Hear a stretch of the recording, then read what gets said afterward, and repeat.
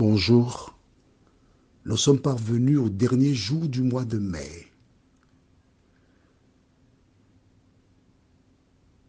Et nous abordons un sujet très sensible. Juste avant de le faire, prions. Notre Seigneur, notre Dieu, nous voici, tes enfants, une fois de plus à tes pieds, avec le désir d'être sauvés. Merci de continuer de nous inculquer.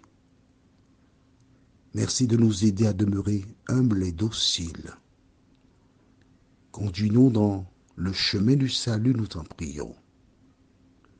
Car nous réalisons qu'aussi longtemps que le Saint-Esprit est en nous, nous serons en mesure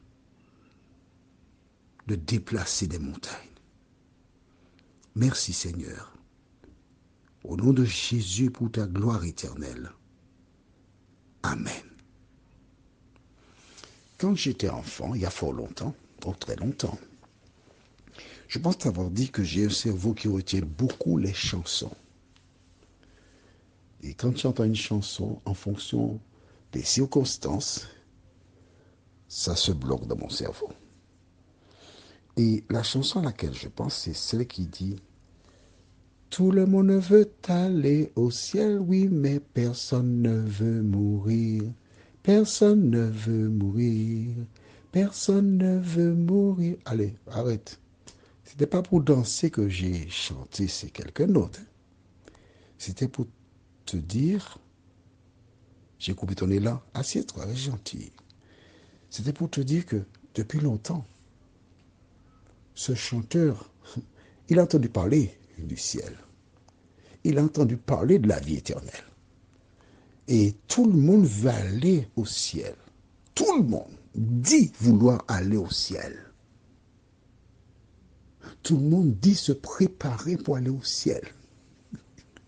Mais dans la pratique, nous réalisons que ce n'est pas tout à fait le cas. N'est-ce pas? Zacharie, il demande un enfant. D'accord? Un garçon. D'accord? Dieu a entendu. Et quand Dieu estime que le moment est venu pour exaucer la prière, oui, mais moi je suis vieux. Tu te rappelles ce qu'il a dit? Alors on lit au verset 18. Je te dis que étudier la Bible, c'est prendre le temps. C'est pas une course, c'est prendre le temps. Verset 18, Zacharie dit à l'ange, à quoi reconnaîtrai-je cela? Car je suis vieux et ma femme est avancée en âge. Pourquoi tu pries? Dis-moi pourquoi tu pries. Pourquoi pries-tu? Pourquoi pries-tu? Ne prie pas. Tu pries, mais tu n'es pas convaincu de ce que tu demandes à Dieu. Tu pries, mais j'ai dit ça, Seigneur, mais en fait, j'ai rien à faire, il faut remplir le temps, alors je prie. Non, ne joue pas avec l'Éternel. Si tu demandes quelque chose à Dieu, tu dois savoir ce que tu demandes, parce que sinon tu as des problèmes. Et voici donc Zacharie, lorsqu'il entend cela, oh ben, pour de bon alors. Aïe, aïe, aïe, aïe, aïe. Ouais, mais j'avais dit ça, mais attends. Tu penses, c'est sérieux? J'aurais vraiment un garçon qu'on va appeler Jean? Attends. Tu te moques de moi, là. Bon, tu seras mieux. Paf! Que se passe-t-il? Lisons les versets aujourd'hui de Luc 1, versets 21 et 22.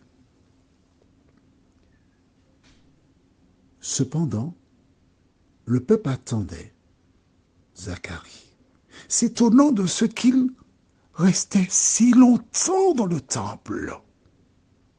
Quand il sortit, il ne put leur parler et ils comprirent qu'il avait eu une vision dans le temple. Il leur faisait des signes et il resta muet. Tu vois comment Dieu ne rigole pas? Quand tu dis quelque chose à Dieu, il le fait. Et voici donc Zacharie qui fait des gestes. Et les personnes qui avaient été surprises déjà, qui sont restées si longtemps, lorsqu'ils commencent à faire des gestes, ils réalisent que quelque chose s'est passé. Quelque chose s'est passé. Il a une vision. C'est pas une vision. Est-ce que tu vois, j'aime la Bible. Je lis le verset pour toi, verset 22. Quand il sortit, il ne put leur parler et il comprit qu'il avait eu une quoi? Vision de l'automne. A-t-il eu une vision? Non. Il n'a pas eu de vision. L'ange lui a parlé. Les adorateurs, ils n'ont rien compris. Ils ont donné leur version, leur perception. Pour eux, c'est une vision qu'il a eue, alors que c'est un ange qui lui a parlé. Vois-tu, quand tu n'as pas vu, ferme ta bouche, mets un bœuf sur ta langue. Quand tu n'as pas vu, ne cherche pas à comprendre et donner une interprétation, mais tu n'as pas vu. Je ne te dirai pas comme ce politicien guadeloupéen qui a été à l'Assemblée et il s'exprimait et quelqu'un voulait parler en même temps. Il a dit à la personne, tu vas la fermer. Maman, ça fait un tour, mais il a dit, hein, tu vas la fermer. Toi aussi. Aussi longtemps que tu n'as rien à dire, tu dois la fermer. La seule chose que tu dois dire avec puissance, c'est ce que Jésus a fait pour toi. C'est le message qu'il y a.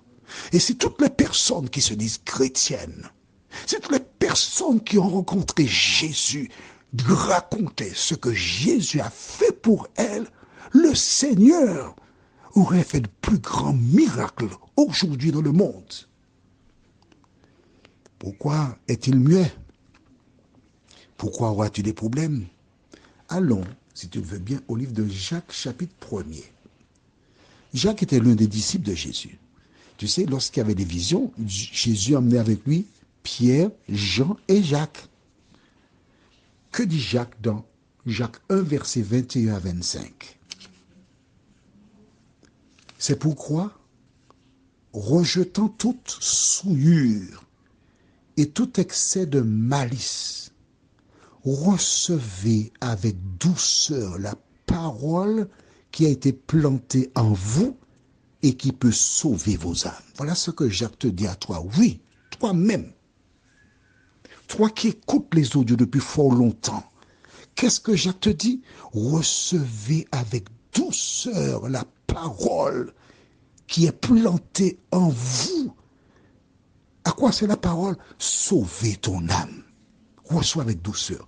Cesse de combattre la parole. Cesse de présenter l'opposé de ce que dit la parole de Dieu. Reçois avec douceur. Verset 22.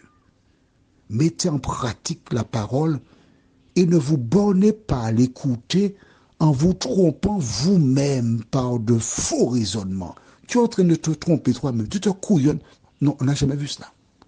Que des personnes viennent tromper quelqu'un, c'est monnaie courante. Mais qu'une personne cherche à se tromper elle-même, c'est impensable. Verset 23.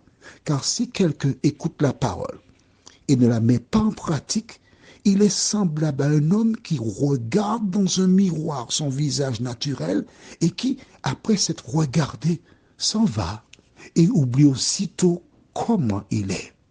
Mais celui qui aura plongé les regards dans la loi parfaite, la loi de la liberté, et qui aura persévéré, n'étant pas un auditeur oublieux, mais se mettant à l'œuvre, celui-là sera heureux dans son activité.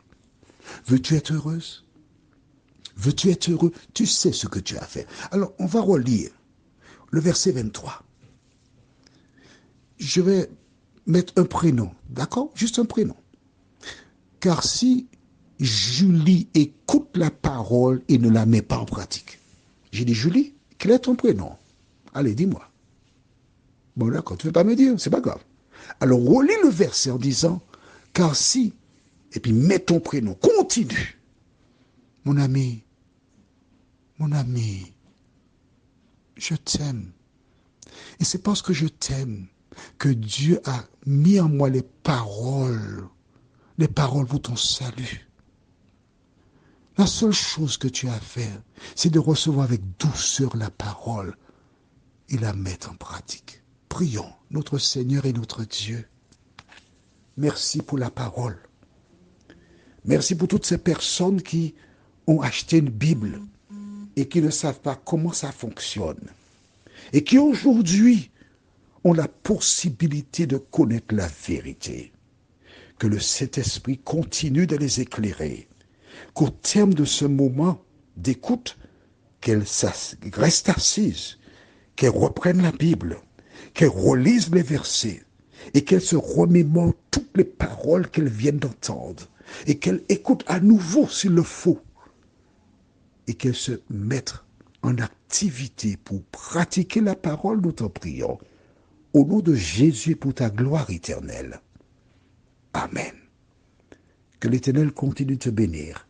Je te souhaite une bonne journée sous le regard de Dieu. Et à demain, s'il nous prête vie.